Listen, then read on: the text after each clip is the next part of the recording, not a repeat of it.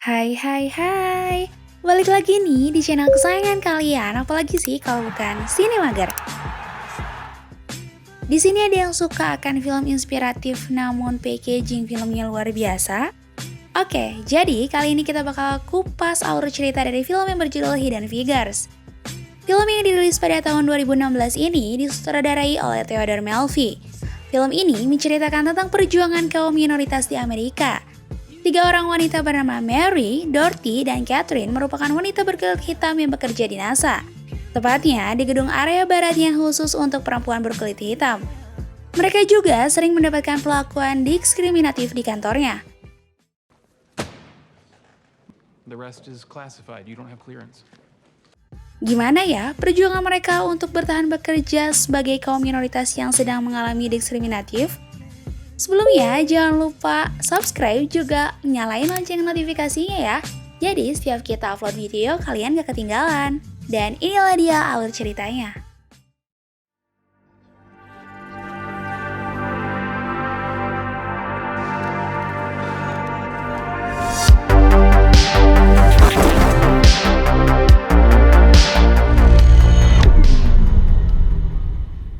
Film ini diawali dengan menunjukkan flashback Catherine yang diperlihatkan sangat pintar. We took up a collection amongst the teachers and such. Ia mampu menyelesaikan perhitungan yang bahkan tidak dipahami oleh anak seusianya. Dengan kecerdasannya, ia mendapatkan beasiswa dan diterima bekerja di NASA. Berlatar waktu tahun 1961, wanita yang bernama Dorothy, Mary, dan Catherine mereka akan pergi ke tempat kerja mereka di Langley. Namun, perjalanan mereka terhambat karena mobil mereka mogok. Okay, trying to turn it over now. Tak lama, mobil polisi yang kebetulan sedang melintas menghampiri mereka bertiga. Seorang polisi itu turun lalu meminta kartu identitas mereka bertiga. Setelah melihat identitas mereka yang bekerja di NASA, polisi tersebut menawarkan mereka mobil derek namun mereka menolak dan memilih menghidupkan mobil mereka. Hingga akhirnya, mobil itu menyala.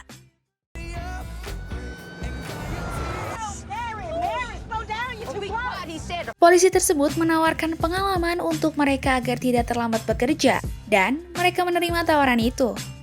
Sesampainya di kantor NASA, Dorothy membagi-bagi pekerjaan rekan-rekan kantornya, dan Mary ditugaskan permanen menjadi ahli teknisi di sana. Tak lama, seorang wanita bernama Michelle memerintah Dorothy untuk mencarikan orang yang ahli matematika handal, dan ia menuju Catherine. Catherine yang diperankan oleh Tara J.P. Hansen ditugaskan sebagai ahli matematika untuk Harrison. Catherine bertugas untuk menulis penelitian dan memeriksa perhitungannya. Saat Catherine masuk ke dalam ruangan, semua mata tertuju padanya.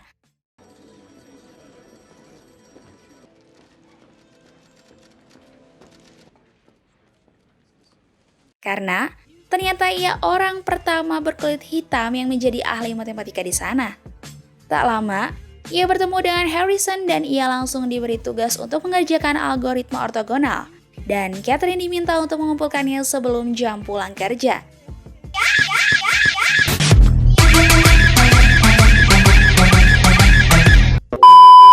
Seorang rekan kerjanya yang nampak tidak suka dengan keberadaan Catherine meminta untuk mengecek ulang hitungannya.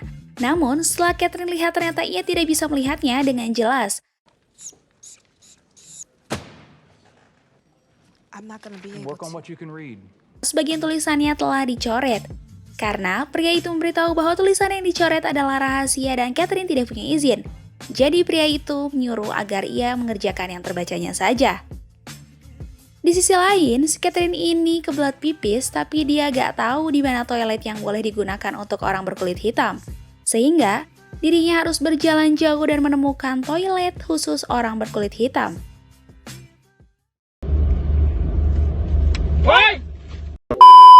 Sesampainya ia kembali ke ruangan kantornya, ia diberi tugas baru oleh Harrison dan langsung ia kerjakan.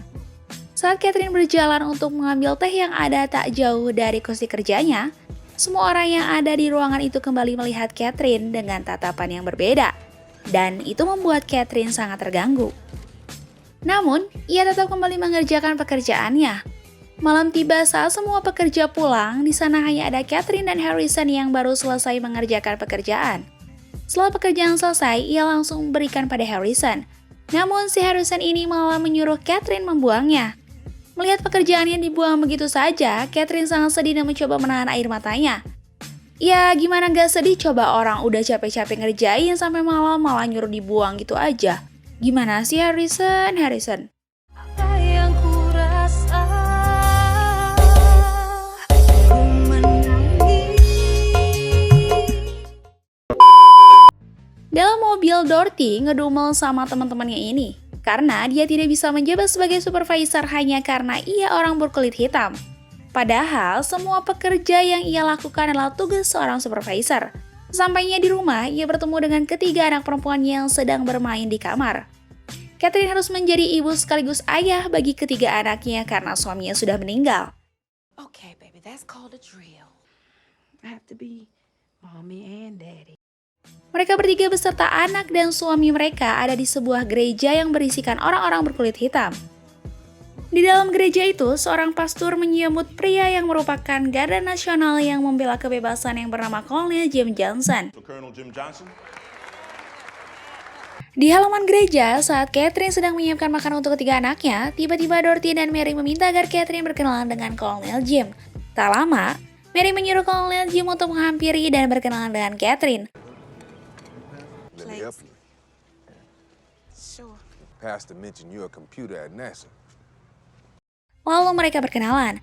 Saat Colonel Jim mengetahui pekerjaan Catherine di NASA sebagai ahli matematika, Catherine merasa bahwa Colonel Jim meremehkan keahliannya pada bidang itu. Hanya karena ia seorang perempuan dan itu membuat Catherine tidak nyaman dan pergi meninggalkan Colonel Jim. Pasti Colonel Jim gak nyago ngekill nih. Nabila, Ya, kalau kamu jadi gitar, saya nggak mau jadi pemain gitarnya. bodo amat. Catherine kembali bekerja. Ia diberi lagi pekerjaan oleh rekan kerjanya yang ada di depannya. Penasaran mengapa banyak tulisan yang dicoret, Catherine mencoba untuk membaca tulisan itu menggunakan cahaya. Setelah terbaca, semuanya langsung ia kerjakan di sebuah papan tulis besar. Semua pekerja di sana takjub dengan perhitungan Catherine yang ada di papan tulis itu karena semua hitungannya benar. Is that correct? Semua pekerja di sana takjub dengan perhitungan Catherine yang ada di papan tulis itu karena semua hitungannya benar. Harrison terkejut dan mengintegrasi Catherine karena ia bisa mengerjakan itu semua dengan benar.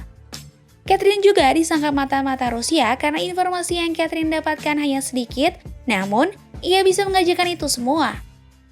Nah, di sini nih pada pertengahan film, Catherine, Mary, dan Dorothy mulai menunjukkan keahlian mereka dan membuktikan pada orang-orang yang sempat meremehkan mereka. Tapi, di sini juga ada beberapa part sedih ketika Catherine sedang bekerja, ia selalu ingin buang air kecil, namun toilet untuk orang berkulit hitam sangatlah jauh. Saat Harrison membutuhkan Catherine, ia selalu tak ada karena sedang pergi ke toilet. Tak lama, Catherine datang dan menjelaskan bahwa ia kesal, lalu mengatakan unek-uneknya pada semua pekerja di sana, bahwa selama ini ia bekerja tidak diperbolehkan masuk toilet yang ada di dalam kantor. Selain merasakan perlakuan diskriminatif, ia juga resah pada orang-orang di kantor dengan rasisme yang mereka perbuat pada orang berkulit hitam. Like a dog, day and night.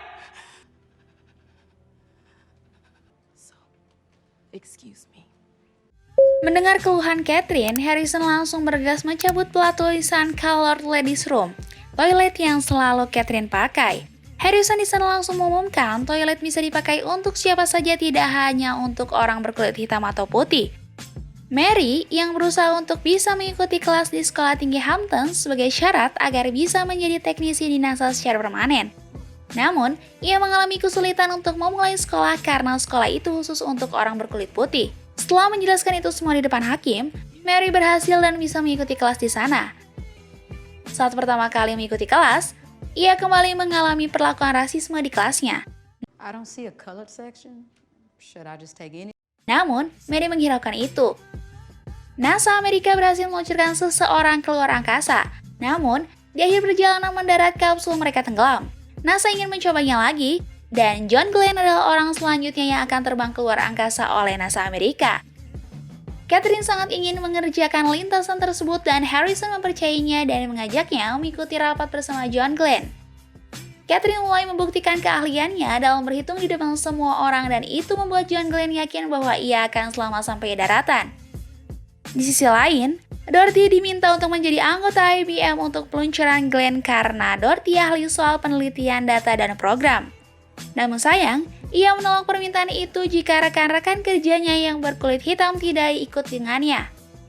Karena mengerjakan program alat itu membutuhkan banyak orang.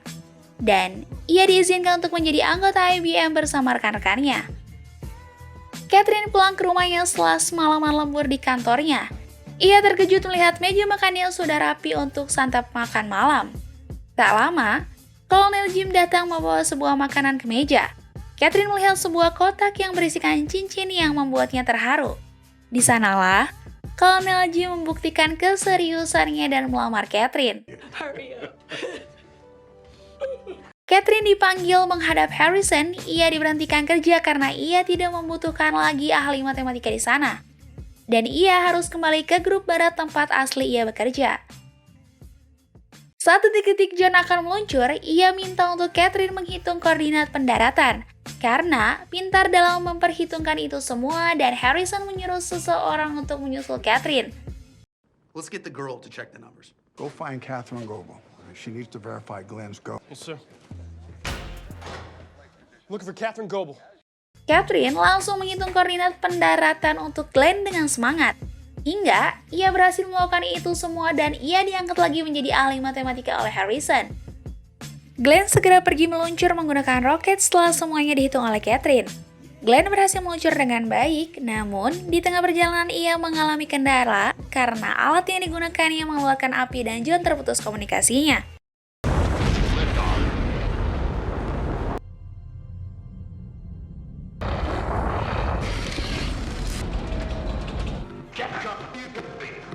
Namun Glenn berhasil mendarat dengan baik dan tepat sesuai dengan hitungan Catherine. Dorothy mendapat berita baik bahwa akhirnya ia diangkat menjadi supervisor. Ending dari film ini happy ending dan bikin terharu. Perjuangan ketiga wanita hebat itu membuahkan hasil. Mary Jackson berhasil lulus di sekolah itu dan menjadi teknisi NASA sekaligus wanita Afrika Amerika pertama yang menjadi teknisi aeronautika. Dan Mary ini berhasil memperjuangkan kemajuan wanita dari semua ras. Dorothy resmi menjadi supervisor Afrika Amerika NASA pertama. Dan yang terakhir, Catherine. Ia mempunyai tugas perhitungan misi Apollo 11 ke bulan dan pesawat ulang-alik. Dan pada tahun 2016, NASA mendedikasikan gedung komputasi penghormatan atas segala terobosannya. Wow, keren banget gitu ya. Film ini mendapatkan nominasi untuk 3 piala Oscar dalam kategori film terbaik, skenario adaptasi terbaik, dan aktris pembantu terbaik untuk Octavia Spencer. Mary, Dorothy, dan Catherine merupakan tokoh nyata yang diangkat berdasarkan isi dari buku Hidden Figures yang ditulis oleh penulis Margaret Lee Shetterly pada 2016. Film ini sangat inspiratif dan berhasil banget mengangkat tentang emansipasi wanita. Menurut kalian, film ini gimana sih? Ada rekomendasi nggak buat film untuk kita ulas alur ceritanya? Tulis ya di kolom komentar. Jangan lupa like, share, dan subscribe ya channel ini. Bye!